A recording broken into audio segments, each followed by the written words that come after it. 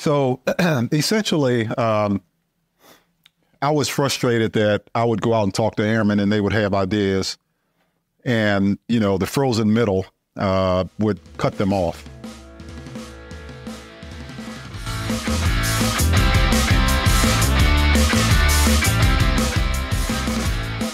Welcome to the Tesseract Podcast, where we unlock your power to innovate. I'm Chloe. And I'm Dan, and we're your co-hosts. Our mission is to empower airmen, connect them to resources, and accelerate change across the Air Force logistics enterprise. Specifically, our team works as an innovation accelerator assigned to the Air Staff Logistics Directorate, where we partner with airmen to operationalize the new sustainment strategy. All right. Hello, friends, and welcome back to the Tesseract Podcast. For those who are new here, we are excited that you chose to spend some time with us today. So Tesseract is the headquarters Air Force Logistics Office of Innovation, designed to empower airmen innovation and guide airmen innovators through development, scaling, and sustainment of their ideas. Additionally, we are charged with implementation and the inculcation of theory of constraints across the Air Force. I'm Chloe, and I will be your host today. Joining me on the show this morning is retired General Larry O. Spencer. General Spencer retired in 2015, where he most recently served as the Vice Chief of Staff of the Air Force. General Spencer, welcome to the show. Thank you so much for having me. I appreciate it. Yeah, we appreciate having you on the show today, sir. So to get us started, I would love if you could just share a little bit about your background, both in the Air Force and then post-retirement as well. Sure. Thank you. Well, I have an interesting background, at least I think it is. I was actually born and raised right here in D.C. in Southeast. Grew up in a relatively poor, sort of / tough neighborhood. So, how I ended up in the Air Force is still a little bit of a mystery. I'm not sure. That certainly was not on my mind. If you think back to the 70s, coming out of Vietnam, a lot of stuff going on in the country, civil rights movement. Martin Luther King had been killed, Bobby Kennedy had been killed. So there was a lot of turmoil in the country, and the military was not exactly a very popular thing to do at the time. So if you can think about this, here I am growing up in Southeast.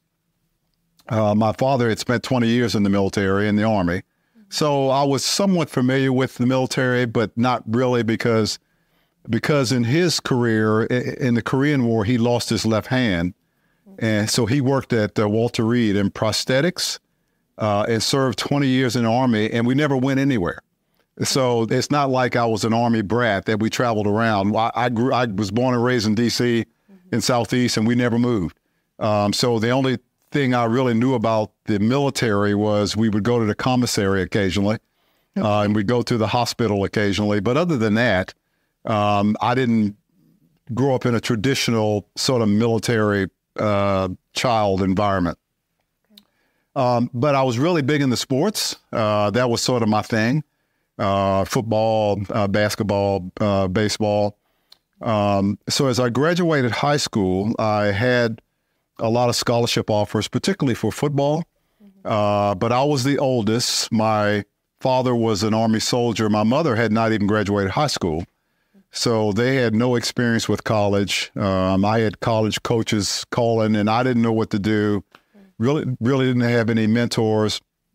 So it was a little bit of a tough time because I was very confused. I didn't really know what to do. I didn't really care much about school, but I did enjoy playing football. So to make a long story short, that sort of blew up because I just didn't know how to handle the situation. And so I ended up playing semi-pro football. Back then there was a semi-pro league here in D.C. And did that for a while and figured out, I'm not, this is not going to work for the long term. And so I took a job, if you can believe this, as a GS1 in the Census Bureau over in Suitland, Maryland. And so I was working there for a couple of months. And out of the blue, I ended up going down to Iverson Mall, which is right over here in Suitland, Maryland, off of Branch Avenue. And as a sign of the times, this was the 70s, so I remember I purchased a purple jumpsuit with a pair of purple high platform shoes to match and a wide brim black hat. I mean, that's what I actually bought. And so I was walking through the mall with my bag, and I happened by an Air Force recruiting office. And I always liked airplanes, although I'd never flown on an airplane before, never even been to an airport. But I thought they looked kind of neat. So I was just standing there, looking at the airplane pictures, and the recruiter walked out. And it was an interesting conversation because we started talking about football and sports. And he said to me, now I'm not saying he lied, but it wasn't exactly, I guess it was possible. It certainly wasn't practical, this sort of plan he laid out. But he said, look, this is what you can do. You can join the Air Force, go to basic training, take the test for the Air Force Academy. And by the way, my grades would never have gotten me in the Air Force Academy. But this is what he told me. Go to Air Force Academy and play football. And I didn't even know the Air Force had an academy and had football. And so he said, well, you ever heard of, trying to think of the guy that, Roger Staubach, that had played for the Cowboys, had gone to the military academy. Excuse me. He said, you can be just like Roger Staubach. I said, okay, sounds good. So I literally sort of stumbled into his office, and when I stumbled out there, I was in the Air Force. My parents didn't know anything about it. I literally signed up. And so I went home, had to tell my parents that I was leaving soon for basic training. And so that's how I entered the Air Force, enlisted, and frankly, enjoyed it. Enjoyed basic training, enjoyed the discipline of it, enjoyed the camaraderie of it. And so I stayed, like everyone else in the 70s, I'm going to get out. And, everybody said I was going to get out of the Air Force. And then I came up to my 4-year enlistment, and I said, well, so at this point, I got married, had 2 kids. And so I thought to myself, okay, I'm going to get out and do what? How am I going to take care of my family? So I decided to re-enlist, but I promised myself that I was going to get out at 8-year point, but I was going to have a college degree, and I was going to be ready to go get a job. So that's what I did. I really hustled up and finished my degree. And then I hit the 8-year point, close to the 8-year point, and decided almost on a whim. So I hit about the 7.5-year point. And I really hadn't thought about going to officers training school. And there was a chief master sergeant on the base. So his name was Chief Brown. He ended up being a really good mentor for me. He convinced me that I should consider OTS. And so I didn't think I would get accepted. I filled out the application, and they accepted me. So off I went at about the 7.5-year point off the OTS. And again, loved it. Loved the, I enjoyed basic training. I enjoyed OTS. And so things just took off from there. I was a brand new second lieutenant. I felt like I had an advantage over my peers because I had enlisted time. I understood the system. I knew what OPRs were. I knew how the system worked. I knew, things like, company grade officer to quarter, that kind of stuff matters. And so I just really enjoyed it. And I made up my mind. At that point, I planned on retiring at 20 years as a major. That was my plan. But, as I continued to progress in the Air Force, doors kept opening, and I just decided, well, as long as the doors open, I'll go in. But at whatever time the doors close, I'll leave. And fortunately for me, the doors never stop opening. So that's kind of what happened. Oh, that's amazing, sir. That's an amazing story from D.C. and now kind of full circle. You're back in D.C. Right. Serving after Vice Chief of Staff. So did you stay afterwards? And was that an intentional decision to stay? Yes and no. I mean, my wife and I had always planned to move to North Carolina. That's where she's from, and I really like the state. And I'm kind of cheap anyway. They don't tax military retirement, so I figured that's where we would go. Benefit. But the problem is our kids stayed here. So my daughter and son are here, and my second son is in Hampton. And so my grandkids are here, and so that we're here. Absolutely. Yeah. A lot of roots. Definitely. So you described a pretty diverse and extensive career. Is there a moment that stands out to you as being, maybe the coolest moment or the most impactful moment of your career? That's interesting.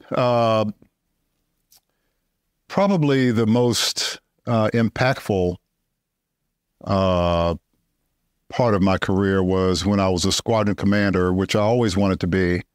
I was a comptroller. And so of all places, I ended up in Marine Corps Command Staff College. So I spent a year with the Marines down in Quantico. And I left there and went down to Seymour Johnson as a squadron commander. And the timing was such that that's when the Desert Shield, Desert Storm War started. And that was very, very impactful for me because I got to be a commander for the first time, but under wartime conditions. And that's something I'll never forget. The group that we had there, they were very good, and we went through a lot together. And a lot of those folks still call me and still email me, and we still keep in touch because we keep in mind the United States really hadn't been in a war since Vietnam. So people had come in and done a 20-year tour and retired, never deployed anywhere. Deployment then was sort of foreign to us. Nobody ever deployed anywhere. Now it's sort of matter of fact. But going through that was really impactful for me. And, I felt like that's what the military is all about. And that's what leadership is all about. And so I really learned what leadership really is during that tour.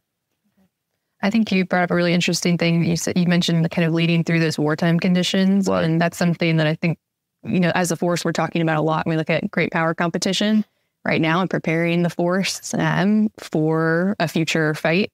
Do you have any kind of thoughts or advice about both leaders and airmen that are going to have to lead and go through that? Yeah, I get frustrated. Well, of course, our country is very divided now, and obviously I'm not going to get into politics. It really doesn't matter why or whose fault it is. We're just divided. And it bothers me when I hear people criticize the military and say the military is woke and all that. That's just not true. Our military today is probably more ready and more war hardened and more prepared than any time, at least in my experience in the military. So I think the military is in the Air and Space Force, which I have more experience with, are clearly ready to go. I guess the thing I would mention, though, is, what I learned at that Seymour Johnson tour was leadership matters. And folks look up to leaders more than they think. I'll give you a quick example. You wouldn't think of financial managers involved in war, but you don't go to war without money. You just don't. And so when you think about Desert Storm, everything had to be bought, whether on the other end, everything from, water and tents and food and clothing and everything to prosecute the war, you needed money. And you all are familiar with the chalk structure and the airplanes taking off. And so I was surprised that chalk number 2, the second airplane to take off to go to war, had comptrollers on it. I had 3 finance folks on that airplane. And there was a master sergeant, a staff sergeant, and an airman first class. I'll never forget them. And this was back in the day before, when everybody still used checks, and there wasn't much automation in terms of financial management. Mm-hmm. So you all are too young to remember the old gangster movies, when they used to have they used to open the briefcase and you had a bunch of cash and rubber bands. That's what we had. I had a guy sitting on that airplane with a briefcase full of checks and cash. And it was a C-141. I remember they were the first to leave, and I got up on the airplane and just sort of giving them some last minute instructions and the safe and how you secure the money and working with contracting and all that. And I remember looking at the airman first class, and obviously he was scared, and he's, you know, and rightfully so. So he looked at me and he said, "Sir, are you going with us?" And I said, "Well, I'm not going on this airplane, but I volunteered to go. I want to go, you know, so, you know, you'll be okay. But as soon as I can get over there with you, I'll be there." And he said, "Okay." And as I turned, the loadmaster came and got me and said, "You got to get off. We got to take off." And so as I was about to go out the airplane to go down the steps, the master sergeant looked at me and he said, "Sir, we'd feel a lot better if you were going with us." And that hit me for the first time.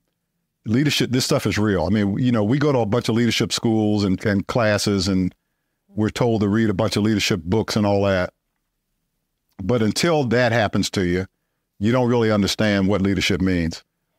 As long as we were together as a team, everybody was good. But now that we were breaking apart, they didn't like it. And they all felt good if we could all be together as a team. And that's what I would say to people, that still exists. That isn't going anywhere. Mm-hmm. I think that poses an interesting kind of thought too, as we talk about being involved in more of a decentralized war too, and how do we kind of maybe use some of the technology that we have to help kind of maybe project leadership in a sense, right? And connect our people and start to bring some of that like presentness to the situation, even if we're not physically together. Right. Yeah. No, that's right. And again, I can't emphasize how important leaders are, both enlisted leaders and officers, and the impact they have on troops that look up to them. Absolutely. So, sir, something that you didn't particularly cover, but that we know is you initiated the Airman Powered by Innovation program. That's sort of morphed into what we would now know as the Vice Chief Challenge. So can you talk about what inspired that and what was the need that you saw that program kind of fulfilled? Yeah, good question. You know, the Air Force was birthed on innovation, the Wright brothers. That's what we've always been about. But what I found was there are a lot of great ideas out there, but we were having a tough time getting our arms around them. So essentially, I was frustrated that I would go out and talk to airmen and they would have ideas, and, you know, the frozen middle would cut them off. And what really brought this home for me was when I was vice chief, we had a period, well, it was the Congress was fighting back and forth about funding, and they had come to an agreement that if they didn't agree on a budget, there would be this sequestration. And I was in the middle of that because the sequestration was triggered. We lost a bunch of money, and we had to get to the year end with about half the money we had planned to get to. So we initiated this program called Every Dollar Counts to try to solicit ideas on how we might be more efficient. And I was pleasantly surprised at the response we got. The program opened for a month, started on 1 May, and I was afraid, you know, nobody would participate. And on the first day, we got 1,200 suggestions. Wow, that's a lot. About 3/4 through the month, we had 17,000. And so we actually had to cut them off because we couldn't read them all. But it was apparent that there was a lot of pent-up, innovative ideas out there that airmen couldn't get through. And there was a lot of misunderstandings out there. You know, airmen are different today than Guardians than they were when I came in. I mean, when I was an airman, I mean, I was scared of a master sergeant, much less, you know, anybody higher than that. But things are different now, because so to give you an example, one of the first suggestions I got was an email I got from a two-striper. This is a two-striper sent an email directly to me, this vice chief. And the email essentially said, I'll get serious about saving money when you get serious. This is what this guy told me. And he said, because when you get rid of your aide and you get rid of your staff car and you get rid of your security, then I'll get serious about saving money. So I sent him an email back, but, very nice. First of all, I said, I remember the first line was approved, because I don't have a staff car. I don't have security. So whatever you thought I had, I don't have. Then I said, you probably ought to be careful with your tone, when you're writing to people. But we saved a bunch of money, and that sort of bothered me that there was this pent up ideas out there that folks felt like they just couldn't. Nobody would listen to them. And their example after example, I won't bore you with all of them, but I'll just give you one just to give you a sense. Andrews Air Force Base, right close to where we're sitting now.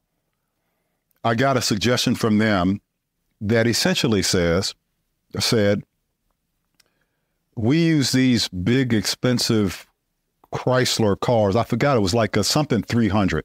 These big cars where DVs come in for, and they want to, they got aides and execs and they got, luggage. And they said, our suggestion is to use a cheaper Chevrolet or Ford rather than these big Chryslers that we're leasing. I said, okay, well, tell me about that. I mean, why can't you use the cheaper model? Well, the cheaper model has cloth seats rather than leather, and they have an in-dash GPS rather than one like I used to use. You sit up on your dash. And I said, but they said same size, so there's no degradation to mission. I said approved. So I went over to Andrews, and they were in the transportation squadron, and I wanted to give them a coin. And so I had my exec with me, and I said, let's start tracking the savings. So I asked the folks, I said, what's the difference in lease cost between the Chevrolet and Ford and the Chrysler? And they said to me, you don't understand. We already own the Chevrolet and the Ford. So you're telling me we've got cars sitting on a lot, and you're leasing more expensive cars because you really want to make an impression on the DVs. And they said yes. And now, they weren't bad people. They weren't trying to waste money. This was Andrews, and they're trying to put the best foot forward. But we just couldn't afford that. And so there were just a ton of ideas out there. And people going home, from work, telling their friends and neighbors, how much money's being wasted.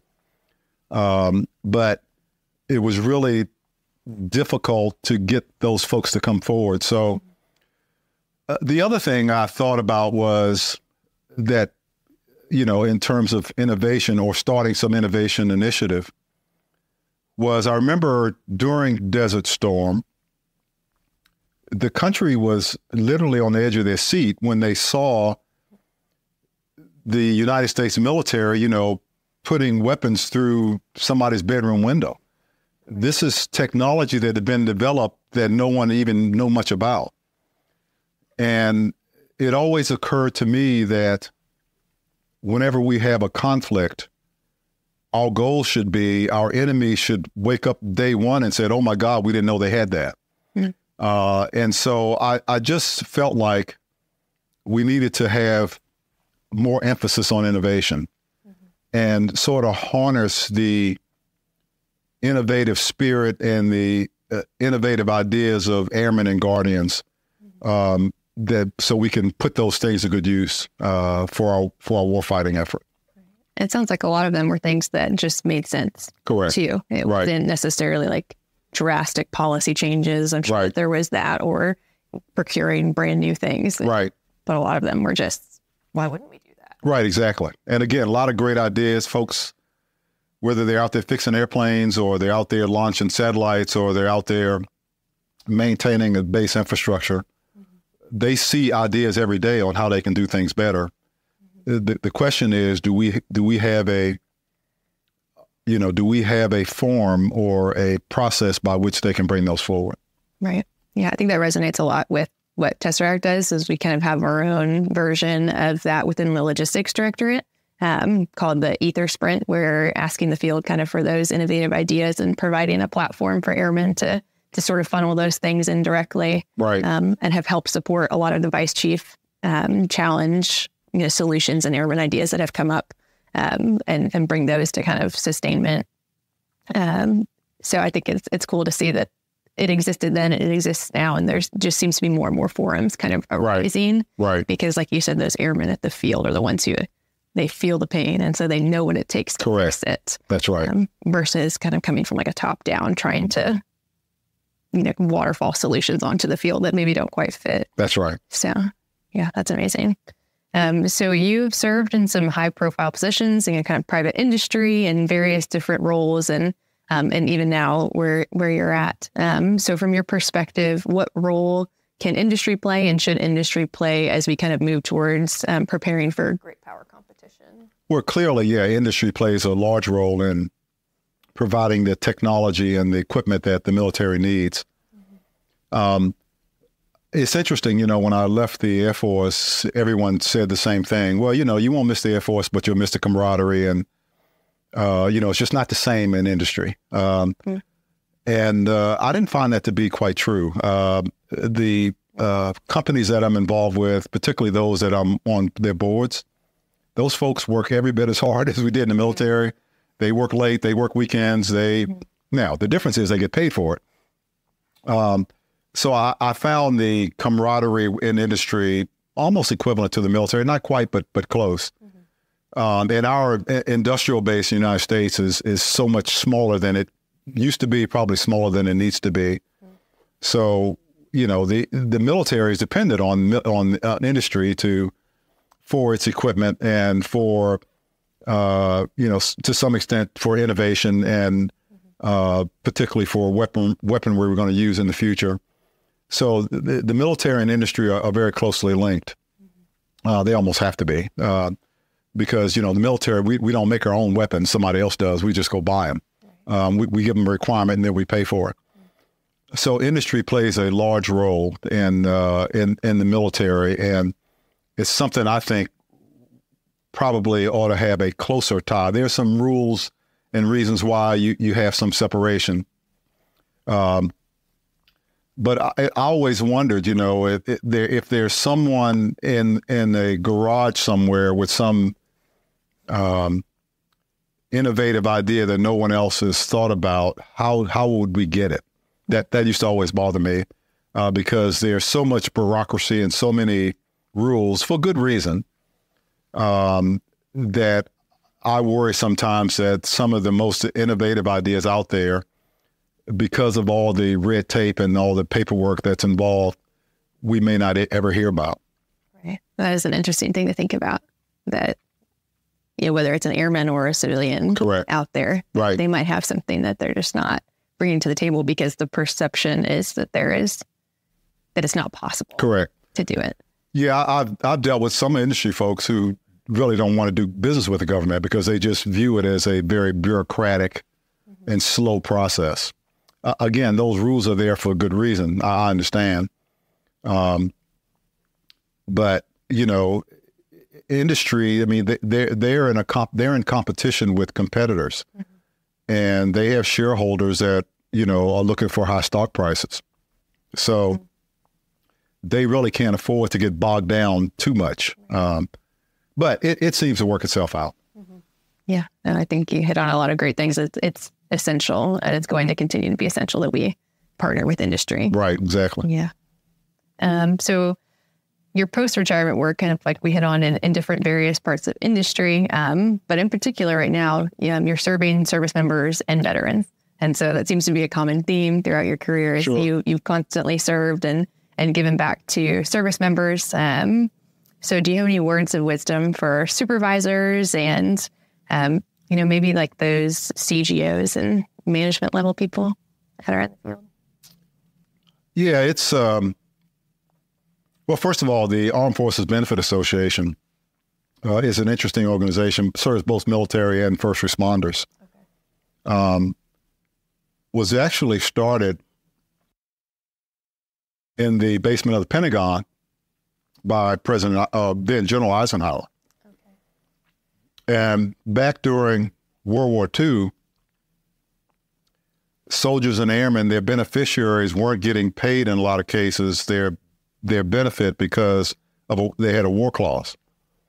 And so AFBA was stood up to provide low cost, to provide the benefit of low cost life insurance, among other benefits, in a nonprofit environment, so they could keep the price down without any war clause or any terrorism clause. So we serve both, again, military and first responders, and so it is an interesting company because I do still get to interact with military and first responders, which is really great for me. But the military it's a great organization. I was in 44 years and I enjoyed every minute of it. But I do tell people there is life after the military, so they need not worry or stress about whether they decide to get out, to leave the military before retirement or after retirement. They need not stress about it or lose sleep over it because, life goes on and there are a lot of opportunities outside the military as well. I thought it was really cool. You made me think of when you mentioned that you've actually seen a lot of camaraderie in industry. I think that is definitely something that in the military, when you're in it, you think this is different and it doesn't exist. Right. So it's cool and it's encouraging to hear that it does. Actually. Yeah, when I went to Marine Corps Command Staff College, I mean, again, I thought, well, the Air Force has got all the smart people. And that's just not true. All the services have smart people. So the more opportunity I think you have to get joint opportunities to see what other services do, or once you leave the military to get into industry, they're not as different as I think we were led to believe. That's interesting. So sort of kind of wrap it up. You said your 44 years were really remarkable. What was the best part? That's a great question. I think for me personally, obviously, it was dealing with people and interacting with people and being able to lead people. And for me, I think if you talk to anybody who I work with or who worked for me, I was always focused on how can I help them achieve their goals. I really wasn't worrying about my own, because, when I got commissioned, my goal was to make major. And so once I got above that, everything else was gravy. If they told me it was time to retire, I would retire and be happy. But I really wanted to hire the best people I could and give them as many opportunities as I could to get promoted, to fulfill their own career desires. And so the best part for me has been watching those folks who I was able to supervise, grow, get promoted. A lot of them are very senior now. The guy that was my speechwriter when I was the vice chief just pinned on his first star.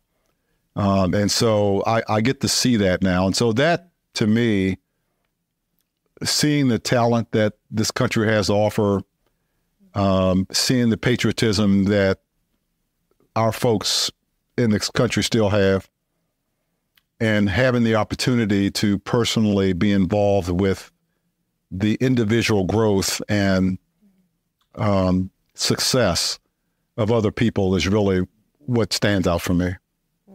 That's amazing. Well, thank you so much for your time, and thank you for sharing so much of your story with us today. Well, thank you. Thank you. Great to have you. Thank you so much for listening to the Tesseract Podcast. We learn something every time we record an episode, and we hope you do as well. As always, we love to connect with our listeners. You can find us on Facebook, Twitter, Instagram, and connect with us on LinkedIn.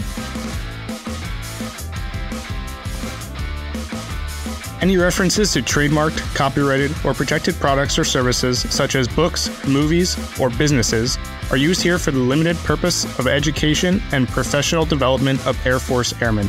If you have any questions, please contact us at www.tesseract.af.mil.